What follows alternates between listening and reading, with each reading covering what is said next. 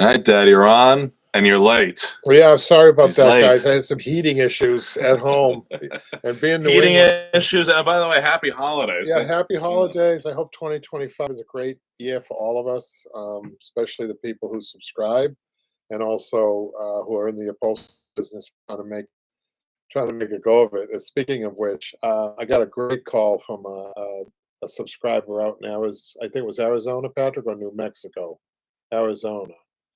And she was very thankful. We had a great talk about the YouTube channel and how much she appreciates it and she's learned from it. She's actually supplementing or supporting a rescue. She has a rescue out there of horses and dogs and cats, and she'll take any animal, Patrick, to rescue. And what she's doing is she's upholstering. She sent me a couple of pictures. I don't know if I can show people the pictures, Patrick, on texting. Can I do that? It's kind of. Huh? I think you should, where were they sent? To my text. Mm. I don't know if I can grab hold of them that well anyhow, but whatever that means. So what? Oh, you took a number 2?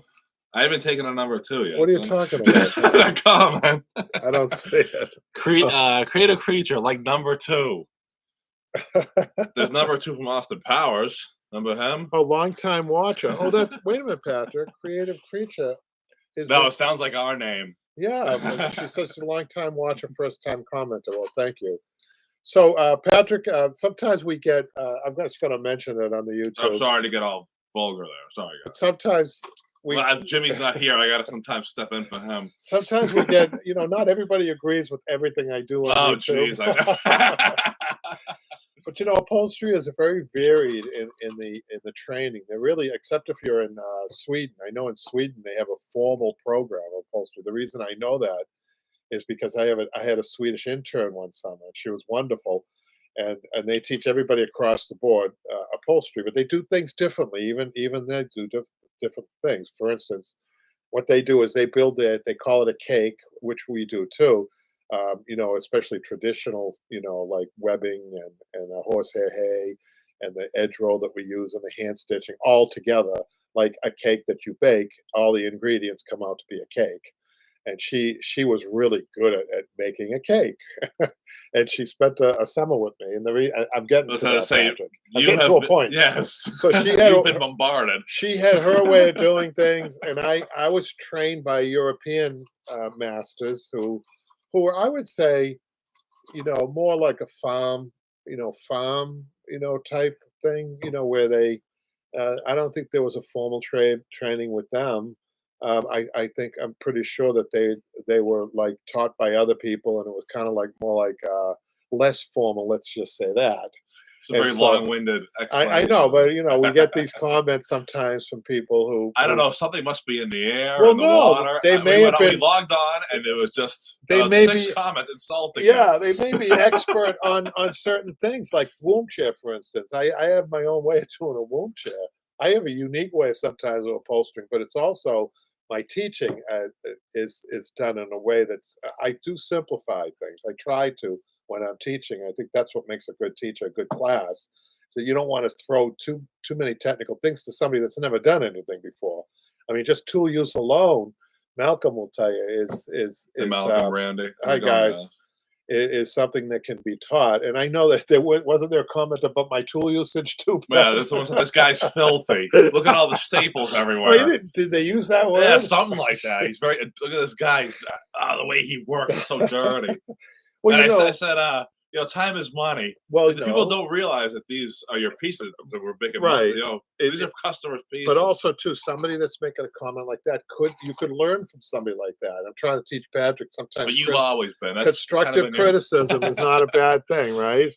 But that's always been your. Is this Randy RGB, right? Yes, it is. He says, I always remind people that there are multiple ways to accomplish any task. Exactly. I remember the arguments, as a matter of fact, between my brother-in-law, who was a really good upholsterer, and he had a carpentry background. He was formally trained in carpentry, right. And he crossed over. That's a good crossover skill, by the way, you guys. Carpentry. I think Malcolm is that. I think. Yeah. Definitely. By the way, we got to say, sorry to cut you off, but before we forget, I want to thank Malcolm for. I wish we had him with us. He sent us coolest ornaments with our Oh, logo. yeah, I Yeah. appreciate it. I sent him a Oh yeah, picture and I did post it on the on tree, Facebook, but I want to make sure we mention it actually, in this. I wanna just shout out to Malcolm, a shout out to Malcolm Productions. Are you on? I'm not even sure if he's on the web, He mentioned selling. something about Etsy. Malcolm, I'm sorry, I forget. There's so many messages. Let us know, Malcolm, where people can find you with your wood products and anything else that you're selling. So he did. You want to show? We He don't did. mind. He did an ornament of this, our logo, which is awesome. We put I'm it on gonna the get tree. to that new Yeah. thing that we're doing, and that's another thing I wanted to bring up. But let me finish Yeah, by if we go saying, back to this. so this my brother-in-law was really one of the best upholsterers I've ever come across. But I remember the arguments at the shop between him and some of the other guys, like the owner of the shop. He didn't like the way he was doing a particular thing. He said, "What difference does it make as long as it comes out beautiful? As long as it comes out looking good and functional. What difference does it make how I got there?" But there was always these arguments. Everybody wants to be the best. Speaking of which, we won Best of Boston one year Wow.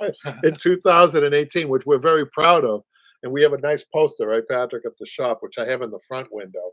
Still proud of 2018. But I told Patrick, what happened since 2018? There are other people who are coming up. Some of them have watched my YouTube videos, by the way. Well, I'm not sure from the Boston area. Well, Probably, I yeah. think they are. I think a couple came in to check me out the other day, which is fine. I mean, I wouldn't be doing this if I wasn't generous with my time and talent. That's a for good sure. question. They want you to read What's that that? one. Creative. I have looked at your past videos, and I was wondering if you ever did any commercial videos like bars, restaurants, movies, theaters. I would have I'd loved try to get you to do. Well, we tried it commercial work, though. You guys Yeah. should know.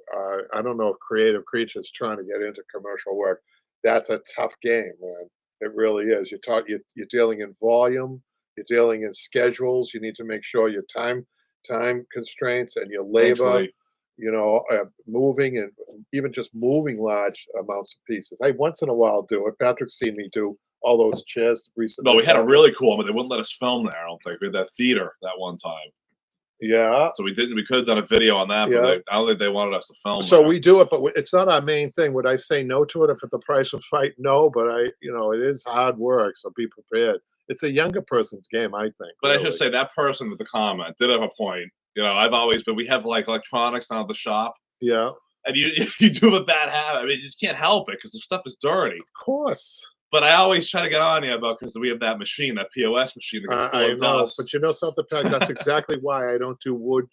I don't have a separate location to do wood sanding or refinishing. I do light touch up at the shop. And that's a case in point. If you guys are going to be getting into the upholstery business, be careful not to cut wood around upholstery because it's like a magnet for some fabrics, things like that. And that was always our problem with the video camera. That's why we've struggled to, you can't have a video camera staying in the shop with all that $1,000 video camera, all some dust flying around. we are going to try to do it in April. We're doing this wonderful class. The space is perfect for this, Patrick, and he's still figuring out, and he better figure it out. With Tim. We got a new guy, Tim. He's a YouTube expert, and he likes upholstery. So I'm trying to get him involved in these filming these class with 12 people. They're all different projects. It'll be kind of like.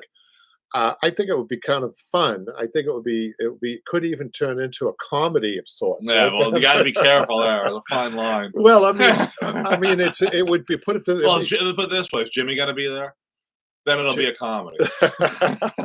Jimmy's great. Is he gonna be at that one? Good sense of humor. I got to catch up with some of these comments, Pat. Do you want to read them to me? Yeah, Malcolm, I did. So we bought a cover. The covers do good, but even the covers sometimes find their way of coming off. I'll come down and they'll be off, and the thing will be full of dust. So we do have covers, though.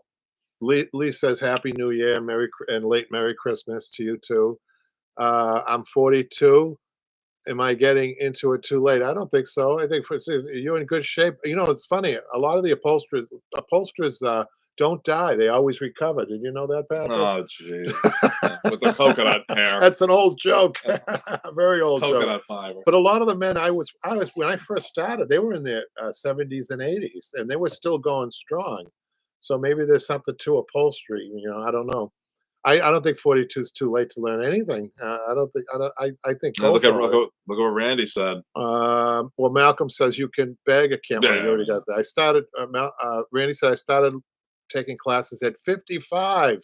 open the shop at 60. That's cool. You know, Randy, I never asked you how old you were. And maybe he was like a CIA creative past life. creative creature said, "Laugh out loud." Recovered. She liked that joke, Patrick, but you can only tell it once. I've probably heard it, 10,000 times. So getting back to the negative comments, Patrick gets a little bit on his high horse with these negative No, comments. I just don't want. I have to control my. If I respond on there, I don't want to look bad. You mean you don't want to react? You're trying to defend your dada? Is that what you're trying I almost said something. I don't want to look like a jerk. So I think it's just better to ignore it. Or address it. We'll address it on here. I think you have a better sense of the YouTube than I do. Anyhow, I don't understand all this. Some people are all open for anything. You'll see some crazy responses. I don't want to get into that kind of stuff. Argue with people on it. Yeah, I mean, people should know that we spend a lot of time on these. That they're for free. You know, people access them, and you know, we could do other things for sure, but we do love doing the YouTube videos. And when we first started, I think Malcolm and Randy and you guys know, but for you watching, if you're new, we started. I think I don't know about Patrick, but I thought it was kind of a goofy thing. You know, YouTube. What's YouTube? Is that?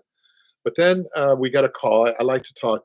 I know I've said this before, but I think it's important to know because it ties into our friend out in Arizona who recently called me.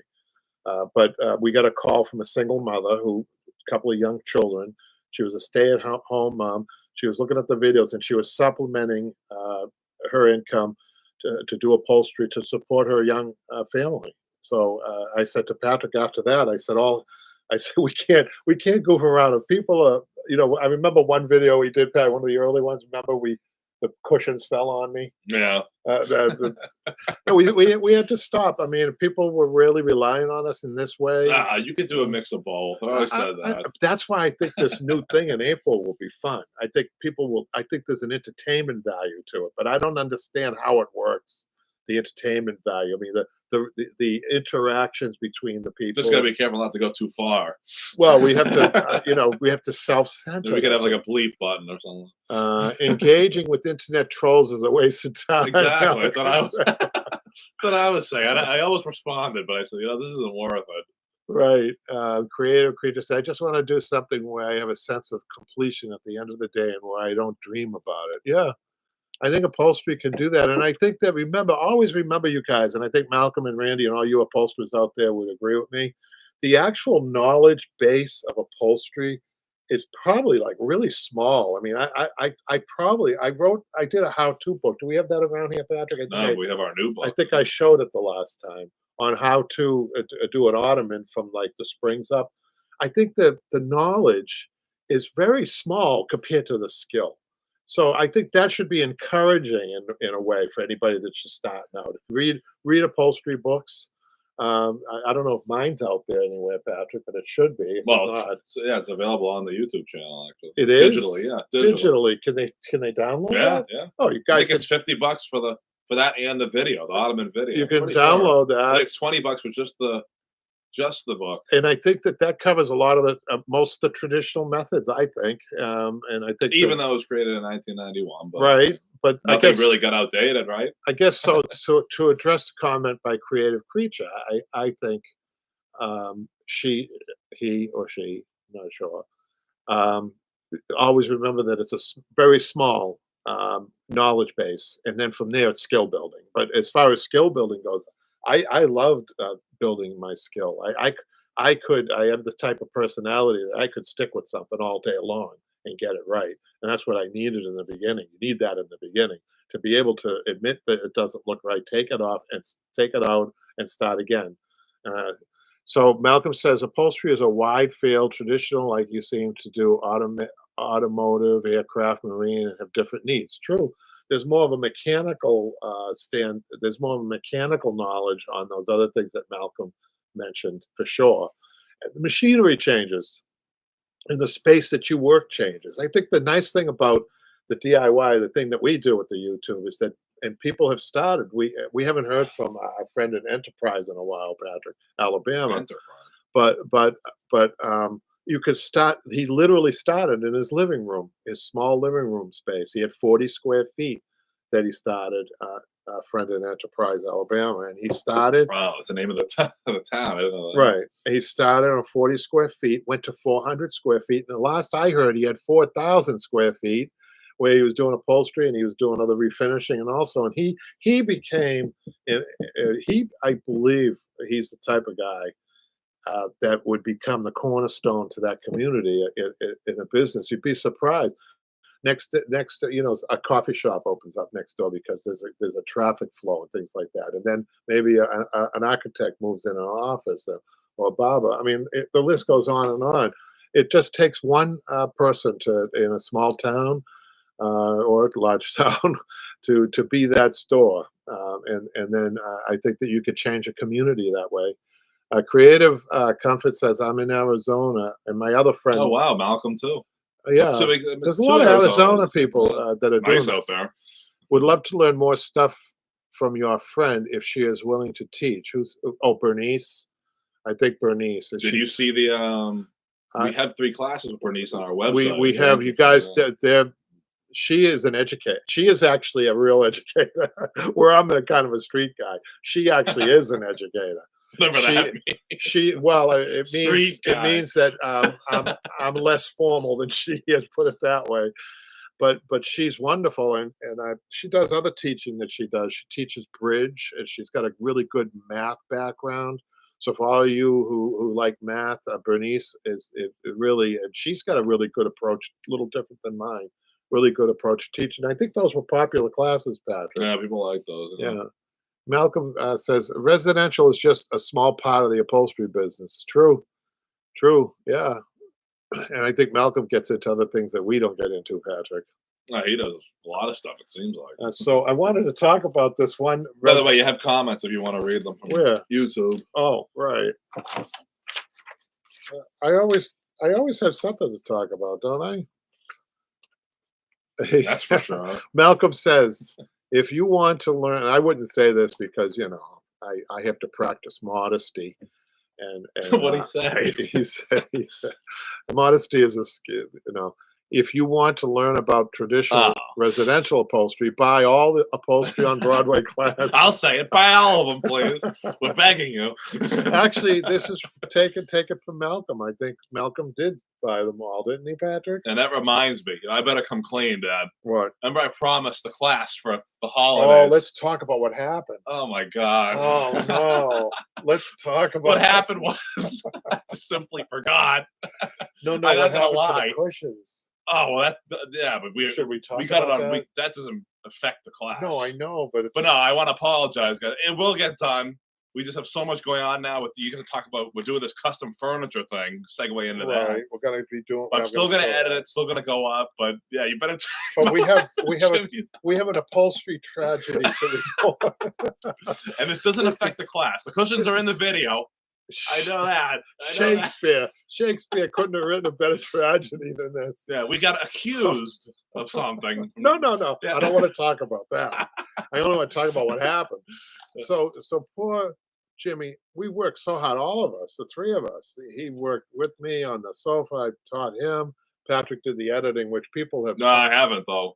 Be honest. Oh. I've been very slacking on that because I know no excuse. We get so busy on this new idea that we have here. We got to talk about that too. But continue. So we get the whole thing done. It's a big day in Jimmy's life. He's going to deliver the sofa to a loved one. Let's put it that way. And we load the sofa. We put his. By the way, maybe this is a cautionary tale. Maybe you shouldn't use garbage bags to put cushions. And Jimmy, if you're watching, I'm not trying to be an ass, but Jimmy, I'm sorry. 1 minute they were there. I know they were there. They were in the car. Well, I saw them be loaded into It was like something out of the Twilight Zone. Yeah. 1 minute, let me tell people. Sorry, I know. I'm very in disbelief of this. Actually, we have these contractor bags are great for carrying cushions. They're strong enough to carry a lot of cushions, but you can't see through them. And I think that was one of the problems. So we load the sofa, we load the cushions, we thought, but evidently one of the back cushions were left next to the van or on top of the van. We're not sure which one. And we don't know who did it. But Patrick, 1 minute. 1 minute they're there. 1 minute in the clip. I said it was like the grassy knoll footage. Yeah. You see it for 1 second. You see the little. I think the corner of the cushions were on the sidewalk in the video. And then the camera pans away. It comes back and they're gone. And they're gone. And they've not been seen since. Jimmy, we don't know what happened to them. Wasn't that about the same time they started seeing drones in the sky? I don't know, but when you see the class, you'll notice that the cushions are there as Jimmy pulls away. And then so who knows what could have happened to them? I doubt that somebody wanted to pick up cushions off the side of the road. I think what happened. We live in a mixed use. We live in a we work in a commercial residential use neighborhood. I think somebody like a resident thought they were trash and maybe put them out to the trash. Maybe brought them. So you're telling me within the 4 seconds it took to pan over and come back, they were stolen right in front of us. Well, was it a windy day? I mean, it's more likely a drone came down and picked them up and brought them somewhere. Well, guys, all that matters is you'll see the full sofa in the video. And unfortunately for Jimmy, I feel bad. I'm not saying this is. Well, I don't believe them. I believe that they're missing. I just don't believe they were missing that day. It was like an episode of the Twilight Zone. What we're gonna do is make a lot of throw pillows for Jimmy. Good. All different colors. And I do feel bad. He'll be happy. If anybody wants to donate a throw pillow to Jimmy, it's Jimmy in care of Upholstery on Broadway, 205A Broadway, Arlington, Massachusetts. 3 back cushions. We got some comments here, Patrick. Malcolm says, if you want to learn about, we read that. Creative Creatures, I was going to take upholstery classes, but the classes filled up here in Phoenix. I tell you, when I was at my peak, wow, that's good. Teaching classes in Brookline, Massachusetts, which is the center. Brookline, Massachusetts is like the center of the hospitals. And I had doctors and nurses and all kinds of specialists take my classes. They found it very therapeutic and challenging, but not enough challenging that, it took them away from what they were doing during the day.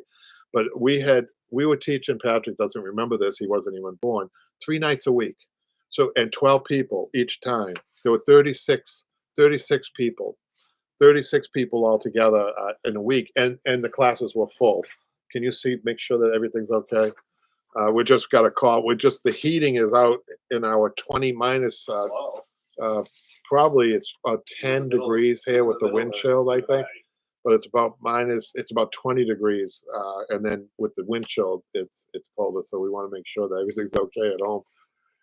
Creative says, are you getting the drone out there as well? Well, I'll ask Patrick that. Patrick, are we seeing drones? Did you see a drone? No, we're not that close. That's New Jersey, right? Right.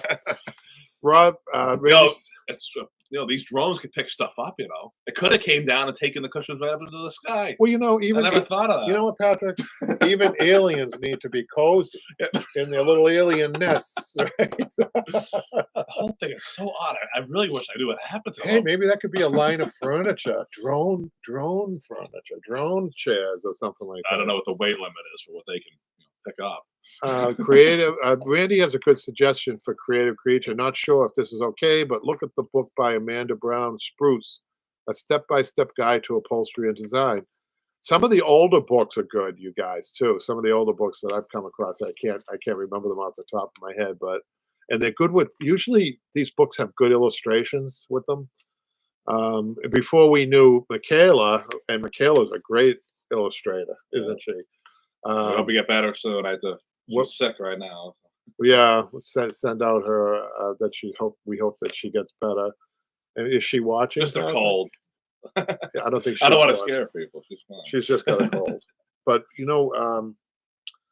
illustrations. What we're going to be doing, we're going to be offering a custom line of furniture, and it's going to be like getting a suit tailored, right? I don't know if Malcolm. In the beginning, I was going to. I'm off to another subject here. I was going to have a showroom full of custom pieces, but because these are one-offs, these are so unique. I think that's what I'm going to be doing, and I compare it to getting a fine tailored suit. If you get a fine tailored suit, you can't put one on that's already made, right? Right. So the furniture is going to be real custom. And the finish on it is going to be I'm going to be doing like the reason I mentioned this, Mikhail is going to be doing an illustration first she's going to consult with the customer about design first, and then I'm going to do the So this is design. what we've been so busy working Yeah. on. So this is the book that I'm going to be showing people in the beginning, and then we have all different styles, you know, and each basic style can be turned into, let's say, a fan pleat on the front of the arm, or a welt around the arm, or a rollover arm, all kinds of different, or skirt or no skirt. We're not doing a lot of skirts these days. In the 90s, I don't know if you guys were around the 90s, but in the 90s, we did a lot of straight skirts and even ruffled skirts on pieces. That was the in thing to do. Of course, we were using a lot of fabrics from designers that were drapery fabrics. And in the 90s, the designers started asking upholsterers to bring the drapery fabric onto the furniture, which was a challenge because it wasn't upholstery weight fabric. And but you could do things like ruffle skirts with lighter weight fabric, and it was a little bit more bouncy, things like that. Malcolm says, I've just found a guy in Mamaroneck, New York, who is starting to make and ship bare frames assembled or knocked down for upholsterers to finish. Yeah. There used to be a company around here called State Parlor Frame, and I just did 2 chairs from them, but they haven't been around for a long time. They were in the Mission, they were in the Roxbury section of Boston, and they were around for a long time, but they haven't, like 100 years, but they haven't been around since the 80s. So I think they went from like 1880 to 1980. But it was nice seeing these chairs are still, they're 30 years or so old, and they were like new. And I upholstered the frames. Malcolm says, where are you sourcing the friends? We've partnered with a woodworker. That's all I'll say. Well, it's not finalized yet, so I can't really mention. So the idea is, again, I can't do wood. If I could, I probably would hire somebody to do it with me right there in the shop, but we can't cut. We don't have the facilities to do that. In the Boston area, it's such a premium. Space is such a premium. Creative Creature says, with so many people taking upholstery classes, is it saturating the market, or are most of these people not going into it as an actual living? I think it's a hobby for most people who take those type of classes. I think the thing that comes to close to really in depth, these adult ed classes are not in depth. The teaching that I do, at least, I can speak for what I do. It's step by step. It's not. I'm not cracking the whip. I'm not making sure every tack's in line. It's fun. It's at night. People are tired. They have other jobs. Most of the people who take my classes are hobbyists.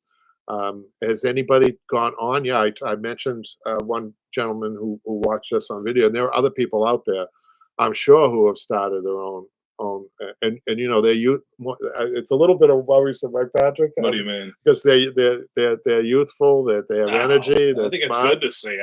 Well, we my neighbor here in Arlington, in Cambridge, is the MIT, the Massachusetts Institute of Technology, and back in the 50s, as if the competition, Malcolm, wasn't tight enough, right? A few engineers from MIT decided to go into the furniture business and the upholstery Hard to furniture. compete with them. And they came out with what we call design techs. You guys can look it up. A very fine very fine furniture, mid-century like furniture, locally produced here in Cambridge, and design. The design was good, and it was very popular around here. And people are still taking that furniture to me to reupholster. I just did one. I did an ottoman at the shop just recently. Would so many people take? Yeah, that's a good question, Creative Creature. I think that the classes are fun. I think that if you really want to, the closest I was going to say, Malcolm might agree. I think the Jimmy classes, Patrick, the Jimmy paid classes are probably the more in depth, right? Obviously, because we take it A to Z. Yeah. Whereas, a lot of times you're picking up in the YouTube video, you're just picking up different tasks. There's a couple of A to Z's though, right, on the YouTube. Yeah. There's a couple, but still, nothing compared to what we have on there. no, those were really arduous, really, really labor intensive, and Patrick's editing hours and hours and hours. I think you guys should take advantage of it if you're really serious. Those who are serious. Randy says a lot of people in the classes I took were going one-off personal projects. Yeah, they take a semester or two, just enough to finish a single piece, for sure.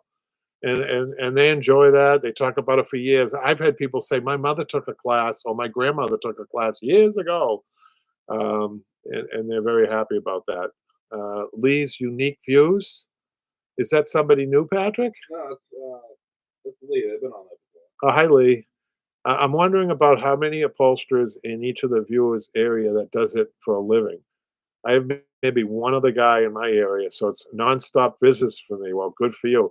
Actually, if you look at Yelp and you go on best upholsterers in Boston, right, Patrick? We come up before. I hope we come up. we do, but there's a lot in the Boston area for sure.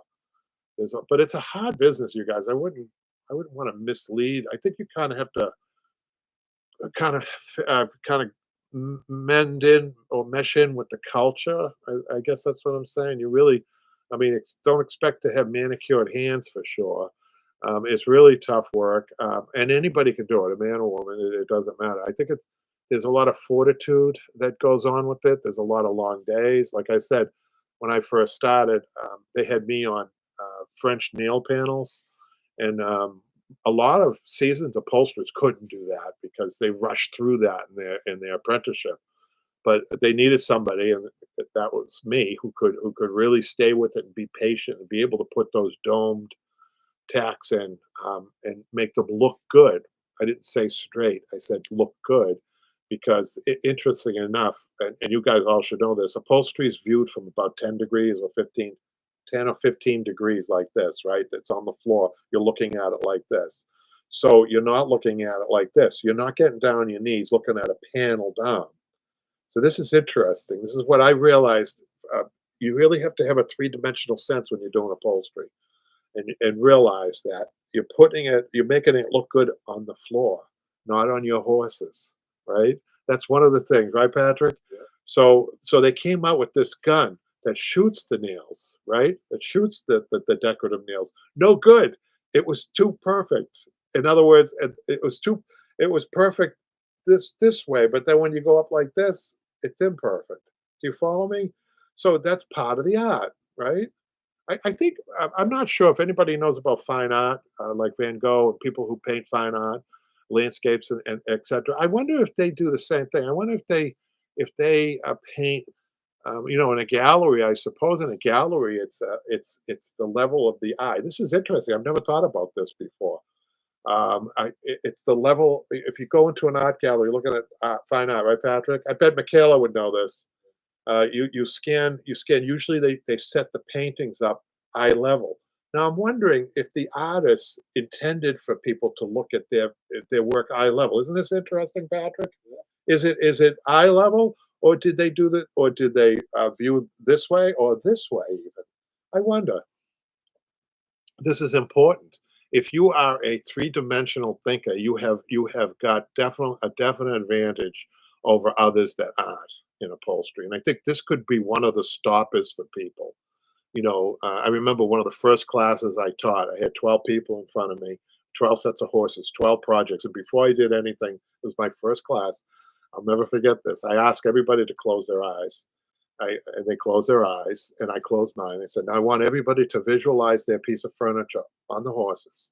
I want everybody to go 360 degrees around the furniture.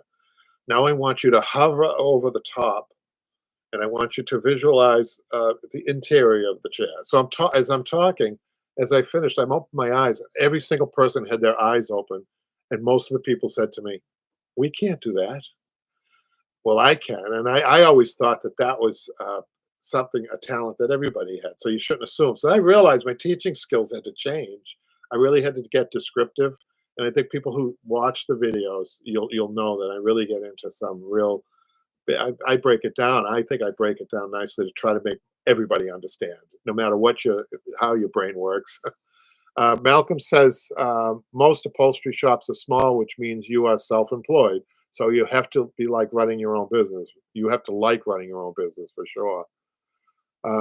No, creative creature says, "Sorry if I'm asking too many questions." No, keep them coming. We love it, right, Patrick? Of course.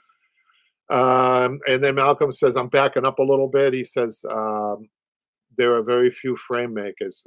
And I will say there are very few frame makers who know how to make a frame for an upholsterer, Malcolm. For instance, your rails, your separation rails for the fabric to come down.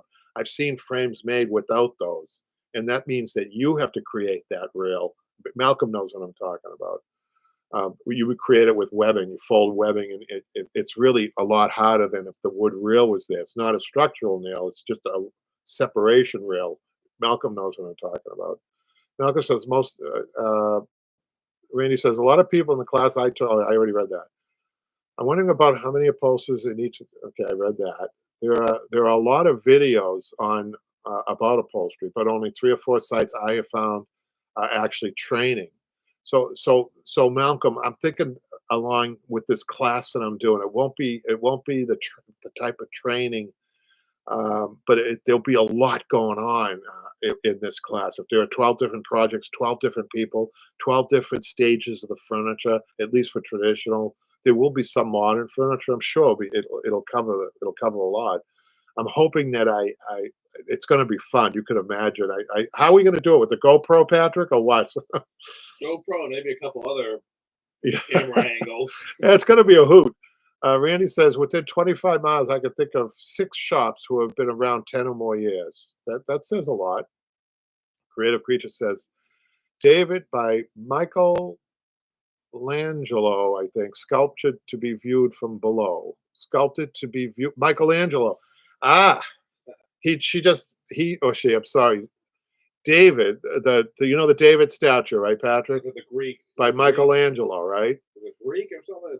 No, that's a famous statue by Michelangelo. He's sculpted to be viewed from below. Isn't that interesting, Patrick? Oh, probably because it's on a pedestal, right? I think. The nail guns are good for commercial work, but not for upholstery work. That's for sure. Yeah. Lee's unique views. Malcolm, you would upholster need a nail gun if you use staple guns? What? Would upholstery need a nail gun, or if we use staple guns? We in upholstery, I can answer that. Use staple guns, but with 3 different size staples. And there are 2 different types of staple guns. One's the short nose, and the other one's the long nose. The long nose comes in handy with some antique furniture. And Malcolm says nail guns and staple guns are quite different, and that's for sure. Randy says, I use a nail gun to set decorative nails, but I have the gun set to put the nails in. This is really, I like, before I read the rest of Randy's comment, upholsterers are great at problem solving and hacks. And I think Randy's about to tell us what a hack is on the nail gun. He says, I use a nail gun to set decorative nails, but I have the gun set to put the nails in almost, but not all the way. And then he finishes the setting the nail with the hammer. That's genius. That saves time. It's about saving time too, right? And Creative Creature says, I'm a male. Thanks. 41 till Friday. Malcolm says, the fine wire staples, not cabinet staples. And that's important to know that fine wire staples are definitely, is everything else right, Patrick? You might have to cut it short. Why? We have a heating issue with that. Mom says the heat's too hot at the house. And it won't go. It won't go off. Oh, brother. No, that's fine. Don't react. Continue. Well, it is cold out. I didn't even get to these. Our heater's from the 70s. So, what do we got here? We got YouTube. Can you tell me what I didn't include the vulgar comment. What the clasp is anchoring against on the sofa arm? I think the reference there are the clasps we use for putting buttons in with a German needle. That's the only clasp that I know of in upholstery. That, it's a German needle. Is the clasp is inserted inside the needle, and it has a spring on the top. I don't have one here to show you. And you put you run your twine through the clasp. It has a little eye on it. You run it through. Usually you have about 22 inches on each side, 2 ends.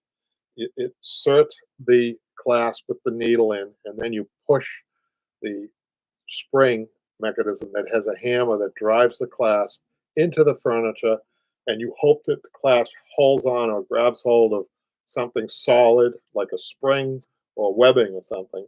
and then that releases the needle, and then what you're hopefully left with the two ends of a nylon twine, has to be nylon, that's able to run smooth through the clasp in order to run your button on one of the ends, and then put a slip knot in. This is a little bit, well, actually, go to the YouTube video.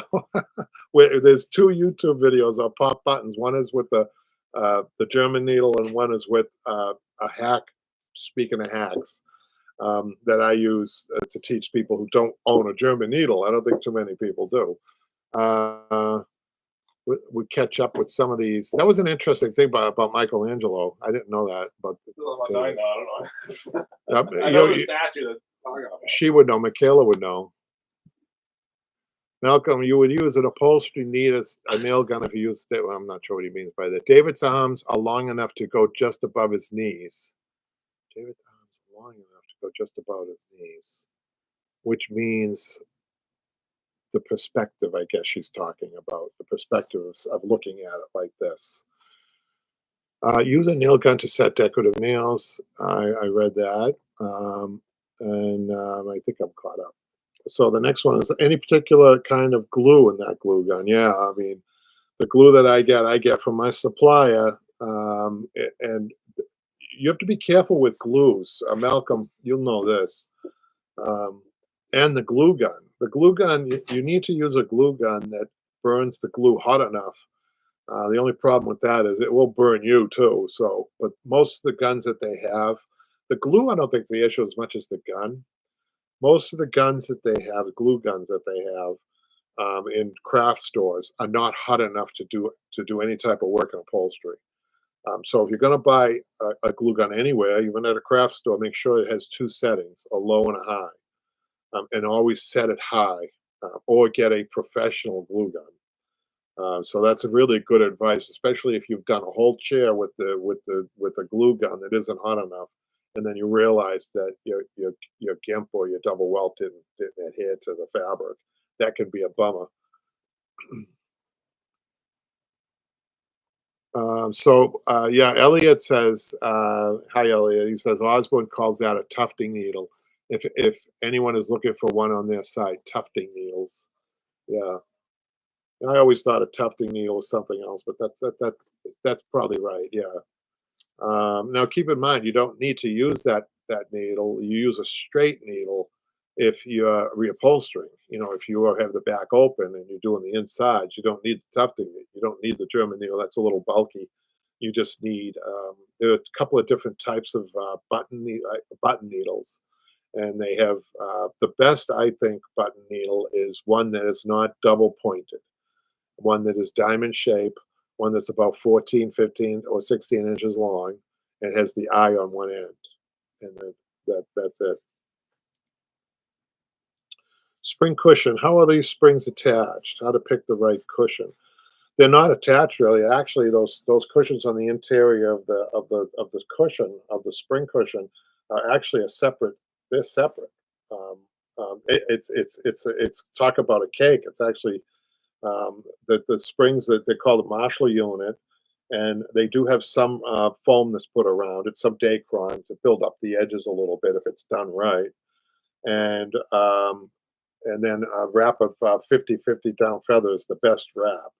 There's more going on to that than that. The idea is you end up with a unit that's tight. That's why a lot of people think maybe that they're attached, the springs are attached, but it's just a tight method. You need a special machine to close it if it's done right. You can't have this loose. It has to be tight. Thank you so much. The cats are going crazy on the armchair rest, and now we're safe. So that was making a rollover arm cap. Is everything okay, Patrick? What? Probably the heat won't shut off. Won't shut off. Yeah. Better than not going on at all. Well, no, I don't know. Malcolm, how do you fix a gas heater from the 1970s? And I think that's it for that, Patrick. So, somebody creative creature said, "Did I make a mistake in a Singer 144?" Malcolm might be able to answer that question more than I could because he's a little bit more mechanical. I use contact cement, Malcolm says, in some of my work, and I'm looking to add a non-toxic water-based product to replace the solvent glues. I like that idea. I think we're almost going to wrap it. How long have we been going, Patrick? 45 minutes. So this has been a very, creative creature, and everybody else that's made comments, please keep them coming on the next one. We keep promising that we're going to be consistent with this, but life happens, right, guys? Hopefully these are interesting I feel enough. bad for Malcolm. I always asking what we're going on. Hopefully these are interesting enough that people can review them or look at them in repeats, which they're offered, right, Patrick? Yes, Malcolm, we did, and you know how it goes. It's suggesting a whole new system, right, Dad? Yeah, we did. We called a specialist today, and he came, and now we got a heater that won't shut off. Did you tell her to turn it all the way down? Yes. Oh boy. I said open some windows. It's 5 degrees out. Well, no, the unit could get too hot, Patrick. So now I'm worried. All right, we better call this short, you guys. So even when we're on live, something happens. I know. At least we got here. So guys, really, that was very lively, and I probably could go on another 2 hours, but I probably bore you guys anyhow. Meanwhile, with the in between, we're going to get more content and more things to talk about, and I'll get more to getting into the custom furniture that we're offering. So thanks again, you guys, for tuning in. I appreciate it, and thank you for everything. And we'll hopefully see you next Monday at 4. Thanks We're a going lot, to try guys. to stick to that. Yes. Thanks a lot, guys.